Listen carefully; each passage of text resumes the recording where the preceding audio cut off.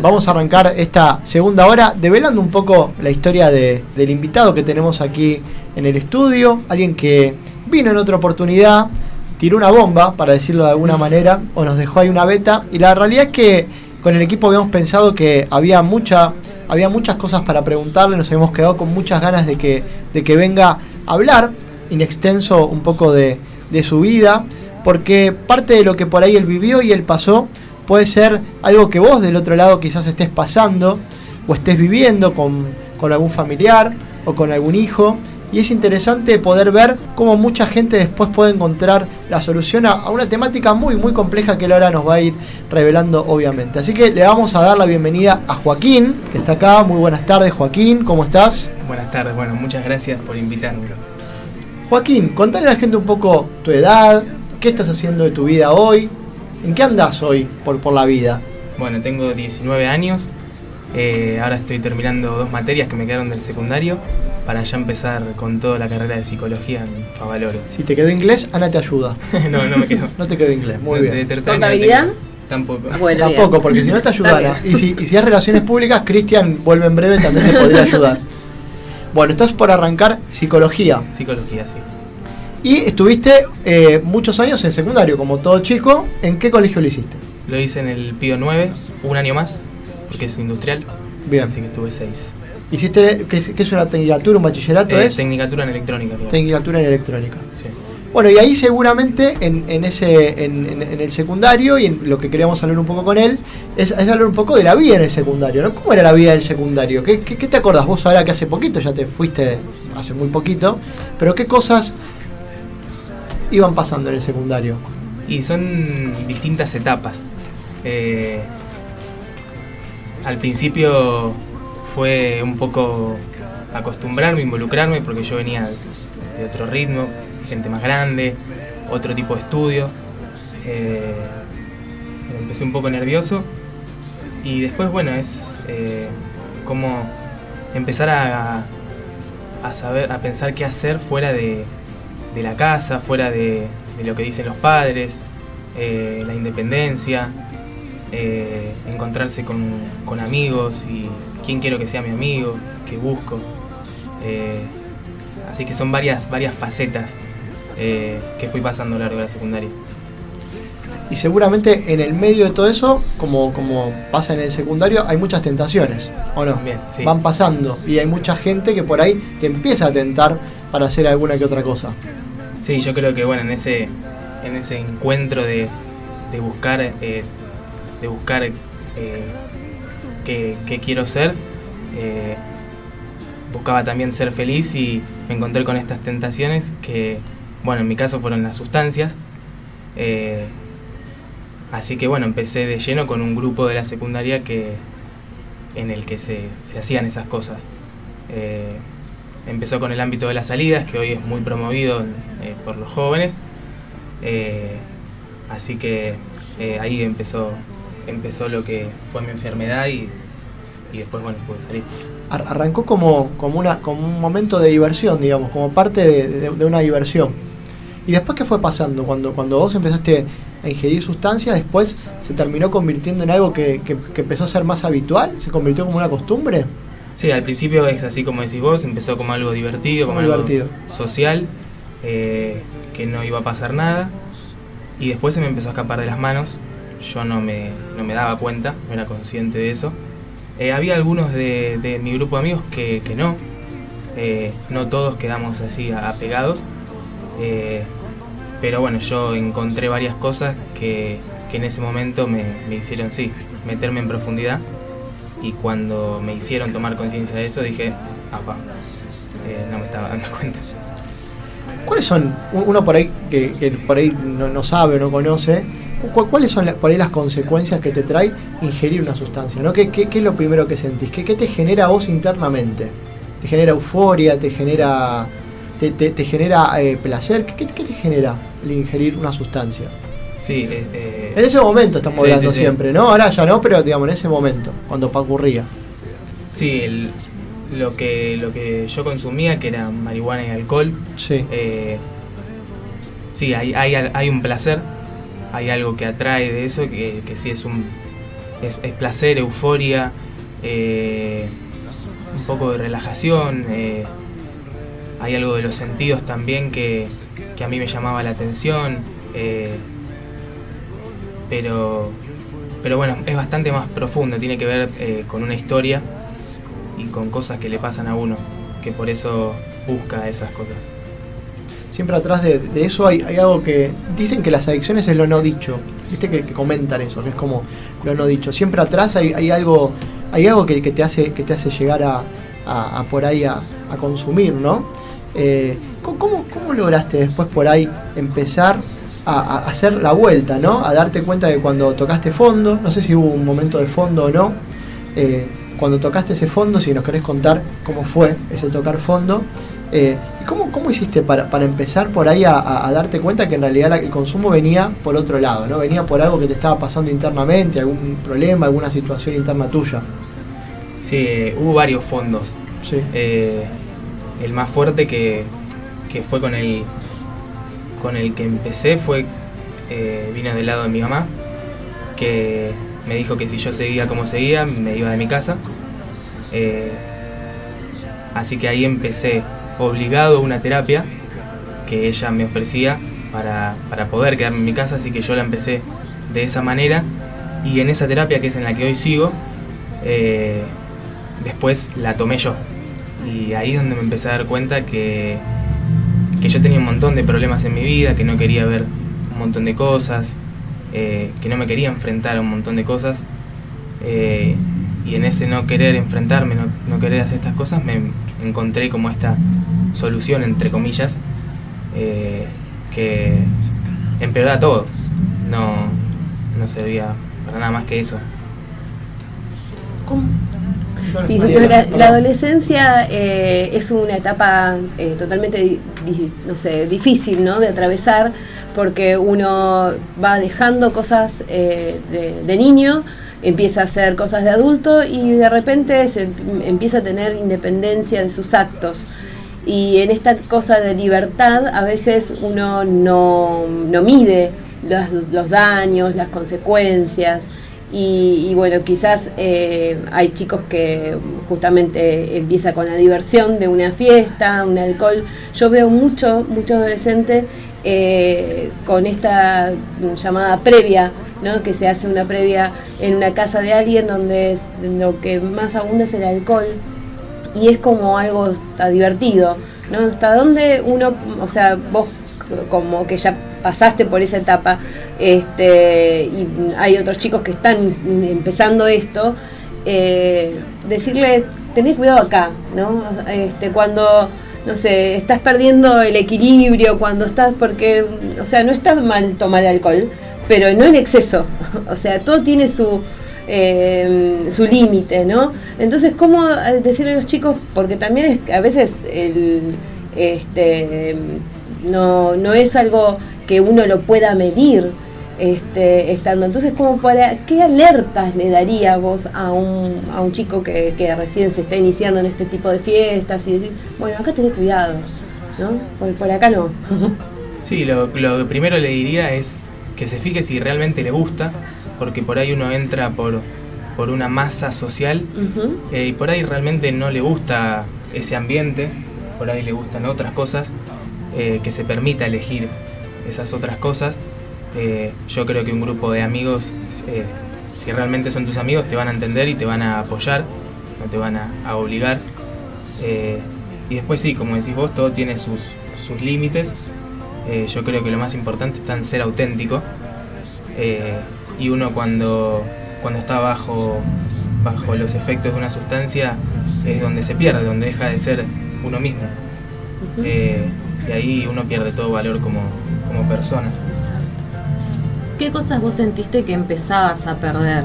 No solamente en ese perderte a vos mismo, sino quizás en tus vínculos, en el colegio, donde empezaron a aparecer esas señales de alerta, en que esa aparente solución que te daban las sustancias hacían que quizás empezaras a perder aquello verdadero, ¿no?, que vos tenías en tu vida. Sí, hoy me doy cuenta de un montón de cosas, pero en ese momento, recién hace un ratito hablaba con Juan, y él me preguntó si yo era un chico estudioso, Yo le dije que sí, que a mí me gusta estudiar, y desde ese lado me empezó a preocupar porque yo no me podía concentrar.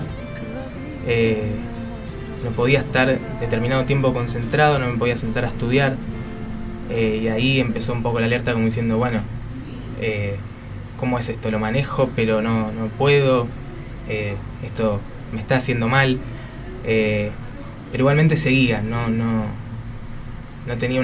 me generaba una conciencia fuerte como para decir, bueno, tengo que parar, pero empezó por ese lado, ahí me empezó a preocupar.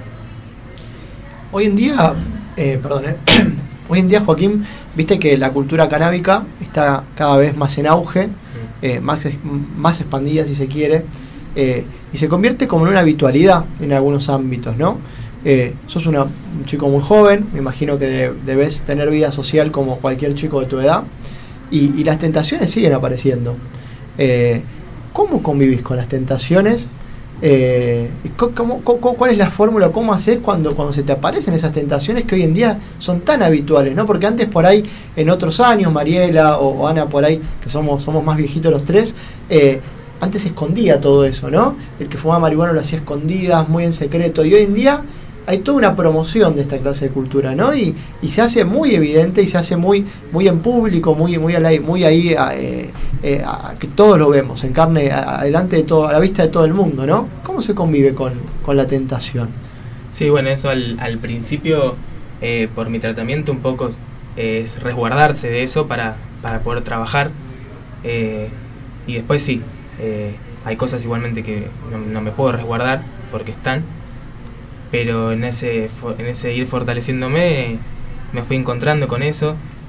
Siempre en los grupos hay alguno que está metido en eso, y la verdad que hoy en día no me molesta, no me genera incomodidad. Sí, lo primero que se me pasa por la cabeza es, bueno, ¿cómo hago para ayudar? Porque yo sé que está haciendo algo que por ahí ni él mismo se da cuenta. Entonces lo primero que se me pasa por la cabeza es eso, bueno, ¿qué le está pasando? Si puedo charlar, también hacerlo. He charlado con un señor de la calle, por ejemplo, también, que estaba borracho. Pero sí, es esa también, ese saber que hay algo que le está pasando a la persona, y por ahí él no se da cuenta. Eso es lo que más me choca. Bueno, pensé que estabas para hacer pregunta a Mariela.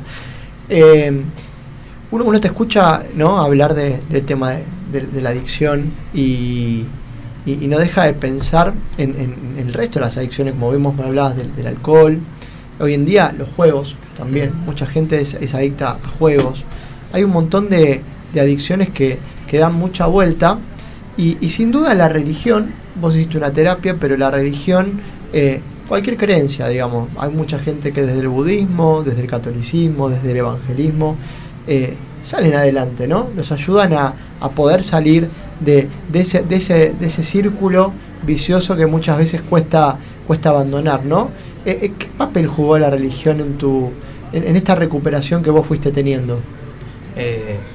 Bueno, el papel más importante al principio lo ocupó la terapia, que lo sigue ocupando, pero mi religión, yo soy cristiano católico, hoy juega el más importante, y es lo que promueve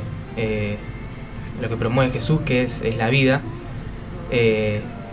y al promover eso me fui encontrando con un montón de gente que cree en eso, donde quedan totalmente de lado estas cosas.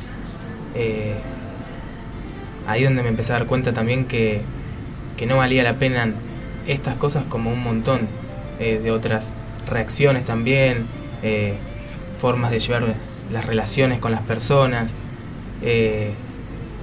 como que me empecé a encontrar con una linda forma de vivir la vida, y a través de mi religión encontré otra forma más linda todavía, en donde todas estas cosas quedan totalmente alejadas, pero hay que convivir también con eso. Totalmente. Y yo el otro día miraba en tus redes, ¿no?, que ahora estás haciendo todo un trabajo silencioso, si se quiere, que vas por las parroquias, vas sacándole foto a todas las actividades. Estás muy conectado con lo que es la realidad social, me imagino, por este momento que estás pasando, ¿no? ¿Cómo fue esto de arrancar este camino de querer ayudar a los demás, ¿no? Porque vos ya, más allá de que vos decías, bueno, ¿cómo puedo hacer? Vos ya en algún punto ya te pusiste en marcha para ayudar al resto. ¿Cómo fue ese momento en el que empezaste a emprender este camino de ayudar, de mostrar, de tratar de hacer visible un montón de cosas que van pasando en la ciudad, ¿no? Sí. Ahí también, bueno, en mi terapia yo me di cuenta que me gustaba ayudar para empezar. Y a través de mi recuperación, a mí lo que principalmente me gustaría ayudar son las adicciones, pero también me di cuenta que la gente tiene un montón de otros problemas. Y una de las formas de ayudar también, que para mí es la más importante, es difundir mi religión. Y uno de los hobbies que encontré, como yo viajo mucho,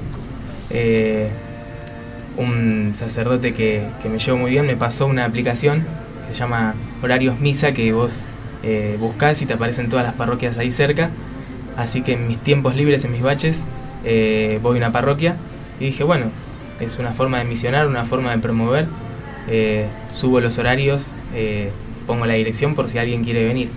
Y me entretiene, está muy bueno. Todas las actividades también. Sí. Le saca foto a las carteleras. Y bueno, hablando del psicólogo, que eso también me quedó dando vuelta. ¿En cuánto influyó por ahí lo que viviste o lo que te pasó con la elección de ser psicólogo? Sí, la elección más fuerte vino a través de los grupos en los que yo estoy, y en ver a los psicólogos ahí actuando. Nosotros también damos devoluciones, y la verdad es que me fascina. Ahí también donde me di cuenta que quería ayudar desde el lado personal, desde el lado de lo que le pasa a la gente en su vida. Y ahí donde me encontré con esta carrera, que bueno, mi mamá es psicóloga también, mi abuela también. Venís de familia de psicólogos, esto ya es una dinastía. Así que la verdad es que sí, me gusta eso. Y es lo que también a mí me ayudó para salir adelante. Yo creo firmemente en la psicología, creo que es necesaria, así que quiero promover eso. Qué mejor manera que ser eso. Quizás hay muchos que te escuchan en este discernimiento vocacional, ¿no? que tuvo que ver con tus experiencias anteriores. ¿Qué consejo le darías quizás a aquellas personas de tu edad que están en este momento de decidir, ¿no? Aquello que quisieran dedicarse durante toda su vida, que quizás tienen en su familia quizás personas que se dedicaron a algo y que eso también puede influir? ¿Qué les dirías? Sí, yo les diría, para empezar, que no se pongan la presión esta de algo para toda la vida, que pueden cambiar. Mi abuela, por ejemplo, estudió veterinaria y después estudió psicología a los 40 años. Pero que vean sí, de qué manera realmente quieren ayudar. Yo creo que ahí está la clave, en ayudar, buscar algo para ayudar, que se concentren en eso, y bueno, que les guste. Y después yo creo que también es algo de animarse, empezar con algo, a caminar, y yo creo que uno ahí se va dando cuenta si realmente es lo que le gusta o le gusta otra cosa, pero no creo que mágicamente pueda decir, bueno, esta es mi carrera y que le pegue. Por ahí es en el mismo caminar que te vas dando cuenta, que se anime con algo, que le guste. Estamos hablando con Joaquín, le contamos a la gente, alguien que está compartiendo una historia que le tocó vivir quizás en la adolescencia, contándonos un poco sobre su recuperación y hablándonos ahora un poco sobre vocación, ¿no? Sobre esto tan importante que nosotros siempre estamos acá tratando de concientizar de la importancia de elegir lo que uno quiere y lo que uno sueña. Y hablando de sueños, ¿cuál es tu sueño? ¿Tenés algún sueño que quieras cumplir ahora en breve, a lo largo plazo? Un sueño. Tengo pequeñas metas a cumplir, sí. Por ejemplo, una corta es hacer un curso de primeros auxilios. Bien. Y Una más o menos larga es irme a Panamá, a la JMJ en enero de 2019. ¿Cómo lo voy a envidiar? No voy a poder ir yo, todos lo vamos a envidiar. Así que esas serían sí a corta plazo y a largo plazo. Son plazo. Esos dos sueños que tenés hoy. Sí, y empezar la carrera. Y empezar la carrera. Bueno, ¿cómo estás con lo de la carrera? ¿Estás contento? ¿Estás nervioso? ¿Estás ansioso? Sí, estoy entusiasmado. Bien. Ahora estoy más concentrado en terminar la secundaria, por ahí eso también no me deja meterme con todo. Pero a mí me suelen agarrar más las ansiedades cuando estás cerca. Así que ahora el 5, que es la semana de orientación, yo creo que me va a empezar a agarrar más. Vamos a ver igual, ¿qué materias debes? Una se llama Sistema de Control. Sí. Y la otra se llama Física y Matemática Aplicada. Bueno, hacemos un llamado a los profesores para que lo prueben, sin duda. Así que bueno, pero dentro de todo vas encaminado con eso. Ya está bastante cerrado. Mucha gente por ahí del otro lado te está escuchando, muchos chicos que están en esta situación. Algunos que por ahí se dan cuenta de que están entrando en un círculo vicioso, otros quizás hoy lo hacen por diversión y no encuentran todavía, no encuentran que eso sea una adicción, ¿no? Porque a veces la adicción no se reconoce. Uh-huh. ¿Qué mensaje le dirías vos que por ahí ya pasaste por todas las etapas y hoy estás en una etapa ya de recuperación, en camino, ya mirando para adelante? ¿Qué le dirías a esos chicos que por ahí hoy te están escuchando o a las mamás de esos chicos que hoy por ahí te están escuchando? Sí, a las mamás a los familiares le diría que no se enojen porque no se logra nada. Yo creo que lo que se logra ahí es más rechazo todavía, que busquen la ayuda de profesionales. Y a los chicos lo que le diría es que escuchen, pero no es escuchar para satisfacer al otro, sino bueno, escuchar, pensar lo que me está diciendo el otro y bueno, descartarlo o quedárselo, pero que escuchen. Yo no escuchaba, así que yo creo que para empezar eso sería muy bueno. Estamos hablando con Joaquín, un pequeño joven gigante que nos vino a contar un poco su historia. ¿Te vas a quedar, Joaquín, no? ¿Te vas? No, me voy a quedar. ¿Te quedás? No sabes que hace mucho calor. Quédate por acá. Vamos obviamente a seguir con el programa. Joaquín nos estaba compartiendo un poquito su historia y se va a quedar acá hasta el final del programa acompañándonos y bueno, contándonos valientemente este testimonio. A veces parece sencillo, ¿no? Pero no es fácil para alguien que vivió todo eso decirlo, ¿no? Hablarlo, contarlo, compartirlo. Muchas veces cuesta muchísimo y la verdad que... Sí, a veces ayuda más también escuchar testimonios de que ya de alguien pasó por una experiencia similar a la que uno está pasando, como para tenerlo de ejemplo y bueno, de esta cosa de esperanza de decir sí se puede, sí pudo salir, ¿no? Si yo pudo pasar esta situación o aquella. Entonces es sano también que lo puedas compartir y que otros te escuchen.